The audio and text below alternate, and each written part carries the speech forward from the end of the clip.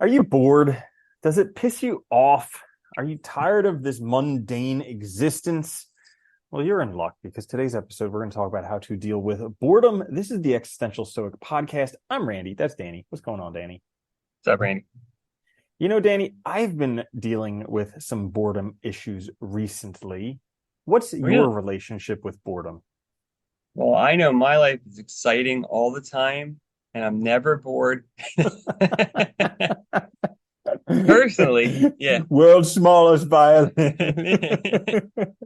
Meh. I can't think of things to do with myself. Yeah, it's funny. Like, I remember when you mentioned the idea, like, I remember when I was younger, like, clearly being bored and, like, it not being that bad of a thing, like, all the time. Like, it was like, if you were in between things, you just be, like, kind of relaxing, but it was more like relaxation, boredom I associate with that. And now, like, there is this frustration. It's like and I think part of it is like, because I need to relax, but I also have this impulse to want to keep doing stuff. And so you're like fighting with yourself. So instead of just being bored, you're really stressing about everything else that you got to do, or you should be doing instead of really, you know what I mean? Does that make sense? Mm-hmm. Oh, it makes Yeah. it makes 100% sense. I'm right there with you. It's like this annoying boredom. It's not just boredom itself. Yeah. It's like this annoyance that like, how dare I have a free second where I'm not doing something? What could I possibly relax for a minute? No, that's terrible. I'll never achieve all that I'm supposed to if I am not busy all the time. Well, that's just it too, right? It's that idea, like if I'm not constantly doing stuff, this is all gonna fall apart and it won't make it and it won't be fast enough and I'll miss something. And it's like, you don't relax. And I think I do wonder sometimes, like if it's like, I don't know how you feel about this, but like you hit that point where you really need a break, like almost burnout, but you keep telling yourself you need to do stuff, and that's really where it gets the worst for me. Like I know I need to relax, but like, yeah. Yeah, because usually the only times that I really take off is when I'm sick, and like Yeah, really sick or which is really in not a pain. break. Yeah. Yeah. No, not at No, I was all. thinking about that the other day because even when I ostensibly do travel and like take trips, I usually still bring work and still do some stuff. Like usually, like I don't do as much obviously, but like still something. And like it is difficult. Mhm. Yeah, we screwed ourselves Yeah, up real bad, making ourselves think that we have to constantly achieve things and do stuff. yeah. So, it used to be where like I remember what you were talking about as a kid being bored because there was only so much to do. Like you didn't have this endless list of stuff. If you were bored and you were in your house, and especially on like a rainy day, Oh yeah, there's only so much you could do. Like, yeah. or Oh dude, just stare out the window. I used to remember like summer would feel so long, and like it would be great at first, and then like midway through, you start to like because your parents obviously have stuff to do still, so like they can't like Mhm. keep you occupied the whole time, so it's like yeah, there's this boredom and like trying, and then you have to figure out what to do. But I think it's a good time too for like creativity, for imagination, for like trying new like boredom can be a really good like stepping stone to like doing stuff that you normally wouldn't do, trying new things, being creative, all of that. And I think we don't give ourselves enough time for it to like really like take that break too. Yeah. And so like I've been touching boredom recently. I haven't actually stepped into it. I've been touching it and like like when you touch something really hot or really cold, you're like, ah, no. Uh, And that's basically because like I've come from block it being out, very, move very on. yeah, I've come from being very, very busy and I'm on like the precipice of a little bit of boredom where I don't have something to do 24/7 and it's just like repulsive. Yeah, you might need to take a break. Um, you know? Maybe. Yeah. I Well, I heard mean, something. no, Oh, yeah.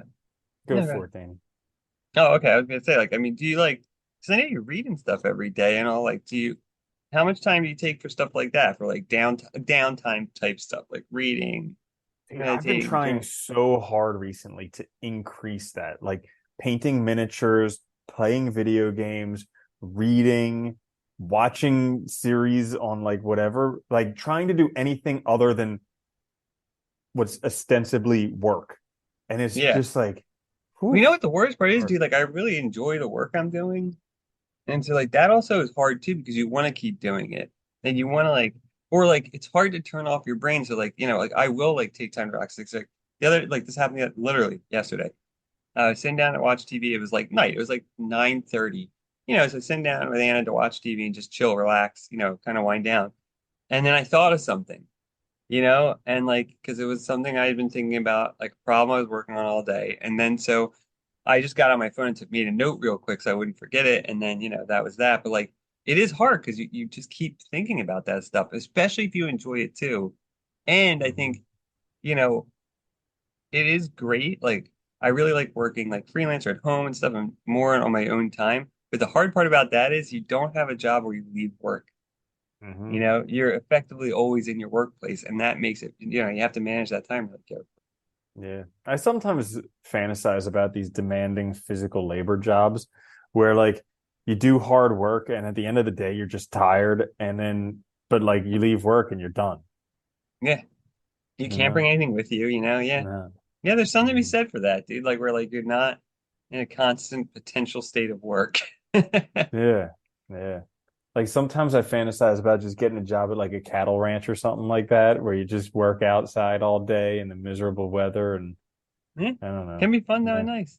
You Yeah. also feel like, it's funny too. I think people always they always, any kind of like manual labor job gets such a bad rap because of like our emphasis on like college and stuff like that. You But can like, never be a billionaire if you yeah, work at a cattle ranch. Yeah. totally not true. But like, you could, who knows? But it's funny because those jobs, there is something to be said about that though, because there is like tasks, specific tasks you have to get done. You get them done. You can see that they're finished. It's not like this, like, I feel like so much of work nowadays can feel like busy work for people because it's like, you know, project things never get completed, they're never finished. It is hard. Hmm. And there Mm. there's like no finish line. And then also you can't really look back and be like, ah, I did that, you know? Like you mend a fence and every time you drive past that fence, you're like, I did that. Yeah. But like you get a degree and it's up on your wall and be like, yeah, I spent way too much money on that. Well, Karl Marx, that philosopher or Uh-huh. Das Kapital, he said that like he had this idea, and it was really, I think it was in his young writings, but he said, you know, effectively what he said was like, human beings, like we can only realize our powers in the world, in reality. In other words, like I can only know that I can make a table if I physically make a table, right? Like I have to make it. But once I do that, it's not only do I like see my capabilities, like I'm able to do that, I realize my power and it's manifested in reality in that table, right? Something I can do, my skills. And that's how work always used to be, right? We used to make things for ourselves, mend things, fix things. What we needed, we had to create, and it was custom and it was for us, and it displayed our abilities and powers. And so much of that is gone now because we purchase things that are Hmm. prefabs all the time. And which is, some stuff, yes, like some stuff that's fine. Like I couldn't make like with nothing else, I couldn't make a computer without the parts, right? Like I'm not going to be able to like manufacture everything. But, you know, that goes for everything. So the rest of my time, it's like, am I realizing any abilities, powers? So how else do I do this? And that's I think one of the things we lost. Yeah. Hmm. Yeah, it's a great point. I just listened to this book called Scarcity Brain, basically talking about that same thing where, Yeah. when we have to come up with something in order to solve a problem, it's very rewarding for us. But now we just get caught and it's all just buy something and it's not fulfilling. No, dude, dude, I have probably mentioned this before, but like I remember I made a little uh like end table in high school in wood shop, and I still have it, and it's awesome, and I love that table, and I bring it everywhere with me because it's like my favorite table, and like because I made it, and dude, it's so well made, it's like never gonna break, and if it did, I could fix it. Hmm. Like something you said Yeah, about that. that's true. Yeah. So, what I was going to mention earlier was Hmm. so I heard that like Olympians, the reason that they're able to become Olympians, yeah, is because they're able to deal well with boredom. Because like in order to become Olympic caliber athlete, you need to do the same boring thing over and over and over and over and over and over and over. And it's like I struggle with the mundaneness of doing the same thing over and over. Like, like every day, waking up at the same time, doing the same morning routine, eating the same food, wearing the same clothes, going to the same place, doing the same this, doing the same that. And it's just like I struggle with that. Yeah, it's hard. I mean, it's hard to feel like, you're not just taking things for granted and going through the motions and stuff like that. And I think the Olympian thing, I've heard that before about the Olympians and like top athletes. And it's a tough one because on the one hand, I think like, well, Olympians tend to be very, obviously, you're very young. Like, most Olympians are what, like 16 to Less than 20? 18, yeah. Yeah, Uh-huh. usually. Yeah, they're really young. So on the one hand, that also I think contributes to their ability to do it. But it's also, I think, having that like larger goal that you really, really want that justifies or gives meaning to all those activities. And so it might Hmm. just be like, reminding yourself of those goals that you have that are like originally motivating you to do these things and reframing things rather than getting, because it sounds like, I do the same thing too when I get like that. It's like you start taking for granted or getting like complacent about things that really did excite you because you're focusing too much on the mundane every day rather than like, what it's for. Mm, yeah. It's also a challenge to be an Olympian because, like, could you imagine the pinnacle of your life It's like happening before you're 17. 18? Yeah. Yeah. Oh, It's dude, like, no, I've read so many yeah. things about that though, where afterwards they struggle because it's like, you know, dude, think about it. If even if you didn't, but if you won a gold medal or something in your event at like 16, and all you've done from like 2 to 16 is that every day, all day. Like, what do you do after that? Very difficult. Mm, yeah. Yeah. Yeah. So, but I'm, yes, I've just been dealing with a little bit of boredom recently, coming up against it. I'm kind of leaning into it a little bit more than other times because I recognize that there's nothing, it's not like harmful. It's just No. being bored. Yeah. Sometimes I think you need a break too. You need to give your brain a chance to like do other things. It's a chance to like just let your brain either rest or like explore or whatever. And maybe like I'm telling you, dude, like I think I mentioned this before, but like I've been scheduling time to like do certain hobbies now to make sure I do them. That's been great, dude. You should try that. Like, your Hmm. miniatures and stuff, just be like, I'm gonna Yeah. do that for this time for an hour and just stick to Hmm. it. I've Yeah. been doing that with the photography recently.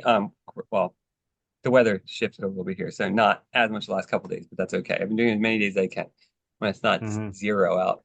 But and All right. then like video games, stuff like that, just because like I do notice like the time that I do work, it's much more productive too when I've given myself that time to take a break, to wind down and do remember that like, we're people, we're whole persons. We're not one thing. And I think that's part of the reason why Olympians do struggle is because they define their whole lives by just this one thing. And then it ends, and it's like, well, what the hell do you do? Hmm. Yeah. Yeah. Yeah, and also like I've been a very driven person where like I've always pushed myself extra hard to like I've considered myself as having like a very strong work ethic. So I'm like I'm always going to push myself 100%. You do And have a so strong work recently, ethic. yeah, and so recently I've been trying to uh relax that a little bit. And it's interesting because like I there's a whole bunch of stuff that I can do, but the internal need to do it, I'm loosening that up, and it's kind of like, huh, this is easy. Well, that's nice. That's also where probably the boredom's probably coming from too, right? Because you're loosening up, you're giving yourself a chance to think about other stuff. Yeah, Yeah, maybe I could do nothing for an hour. I know. I Yeah. know. Yeah, because I haven't let myself do that. But Dude, yeah. it's a juggling act, man. Like that balance between like staying motivated and going in the direction you want to go, and also not killing yourself and burning out is a hard balance. It is. It is. Because Dude, everybody wants things, we want things to happen fast. I want it to be now, not later. Like I want things to work out in a month, not a year. And it's hard. It is. it's such a trip because like, I visualize in my mind like everything I'm achieving is so good. And like I listen to the meditations and it's like here was a guy who like literally reached the pinnacle of human existence, probably as close as you can come. And he's Yeah. freaking gone, dead, over. Yeah. Yeah. So it's And like, so will you we know, be one day. yeah, and it's like a mind trip because it's like no matter how good you do, it's still temporary and it's still gonna pass. It's gone. That's what I love about the existentialists. It's like they all realize that like very early on, like that, like dude, it doesn't matter what you do. Like it all is gone at the end. Like you don't take anything with you. And in fact, none of it means anything after you're gone anyway. And you can't control what it means. Like, all these, you might want to, like, I know a lot of people have that impulse to leave a legacy or to leave something. Well, it's like you can't control how it's interpreted. You can't control if it's even remembered. Any of that you can't control. Hmm. And, it'll likely be forgotten in the, dust of history like everything else. I mean, look at the ancients. How many ancients do we actually remember? It Like depends on, three. yeah, it depends on if their works actually survived.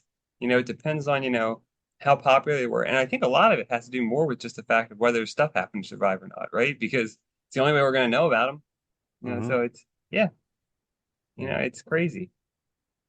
Yep. So there you have it. How to deal with boredom. Should we Yeah, go over some techniques for how to probably. deal That with would it, or do we probably be a talk help. with that? Oh, Not okay. really. Yeah, we Leave should people probably do something.